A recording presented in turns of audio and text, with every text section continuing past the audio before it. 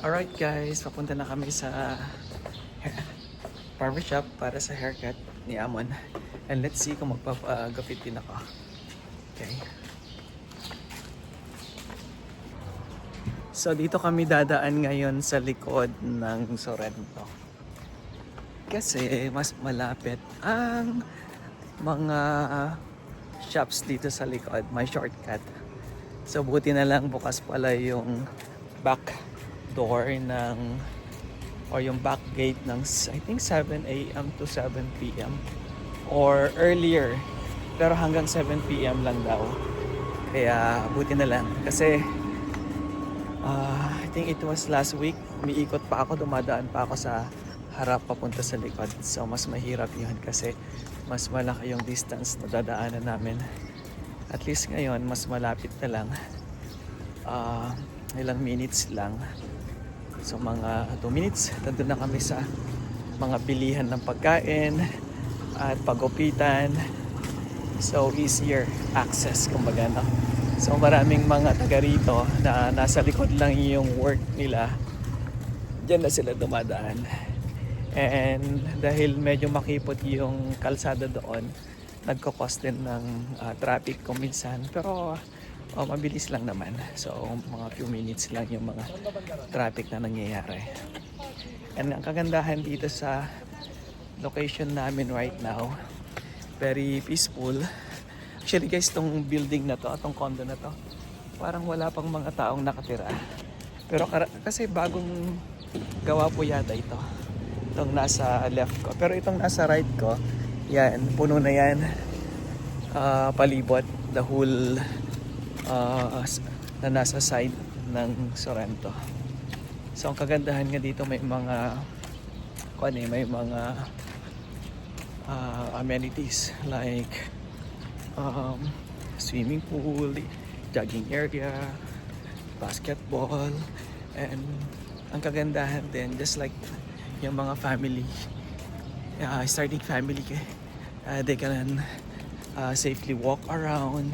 Dahil nga sabi ko maraming mga guard dito. So yan, kagaya ng building na to, may mga guard dyan. May mga nagme-maintain din, as you can see. Regular po yan. So dito may guard din. So lahat ng building dito merong guard. So safety talaga. Isa yun sa mga gusto naman natin, right guys? Sa isang community na safe tayo. So at ang pinakamahalaga, malinis.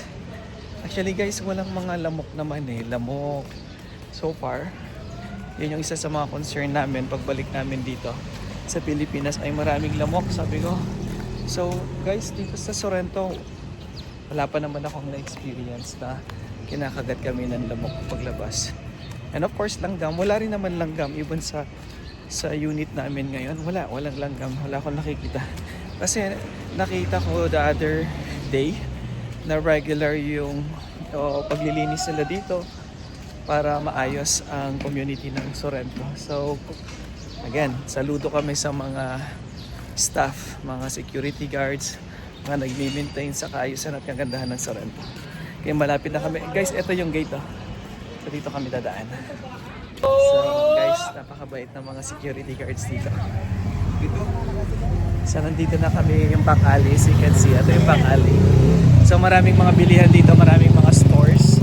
May mga tricycle drivers din dyan, no? Mga tricycle. Okay. Right, so maraming mga bilihan dito. So maghahanap lang kami ng bibilhin at yun din yung pagupitan. Okay.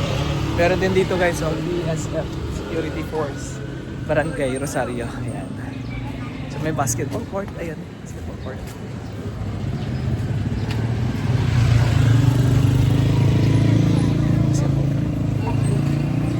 So may mga bilihan ng pagkain, mga lutong pagkain, mga chunk area. There, we will so may mga fruits. Ayan. Kompleto guys, meron din to. So maganda itong area ng Sorrento. So hindi mo na kailangan mamalengke kasi Nung bago kami dito, pumunta pa kami sa market ng Pasig. And malayo pala yun. And we found out na meron parang mga bilihan dito sa likod. Okay guys, malapit na kami sa barbershop. I'll continue the video later. Guys, finally nahanap na namin yung barbershop and this one. Ayun, okay, nakabukas kasi yung dalawa na puntahan namin, it's closed. So we are waiting guys kasi may nauna. So maghihintay kami ngayon.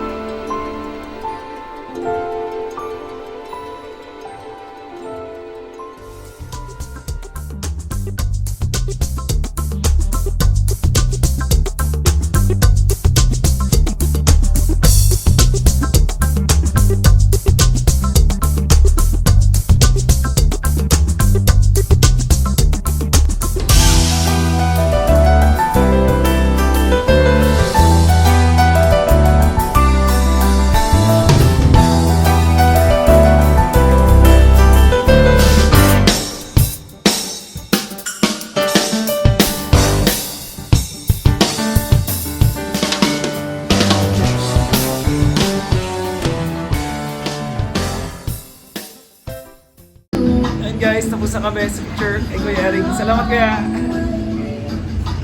Guys, we're done sa aming haircut. At ngayon, pauwi na kami ni Amon. So, maganda yung gupit ni Kuya Eric. Thank you! Alright, nakarating na rin kami dito ulit sa Sorrento.